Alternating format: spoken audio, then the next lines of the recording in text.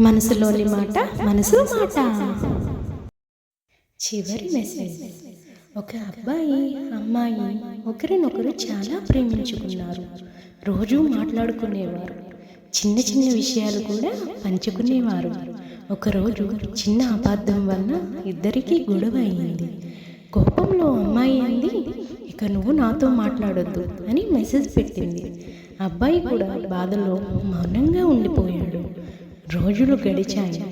అమ్మాయి తన కోపం తగ్గాక మెసేజ్ చేయాలనుకుంది. కానీ ముందు అతనే మాట్లాడాలి అనుకుంది.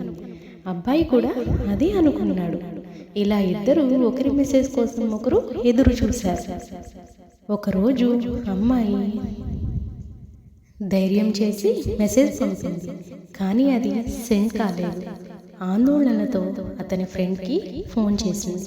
అప్పుడు తెలిసింది, కొన్ని రోజుల క్రితమే జరిగిన ప్రమాదంలో ఆ అబ్బాయి చనిపోయాడని.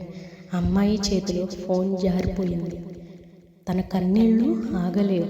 అప్పుడు ఆమెకు గుర్తొచ్చింది అబ్బాయి పంపిన చివరి మెసేజ్. మన మధ్య ఎన్ని గొడవలు వచ్చినా పర్లేదు, కానీ నిన్ను కోల్పోవడం మాత్రం నేను భరించలేను.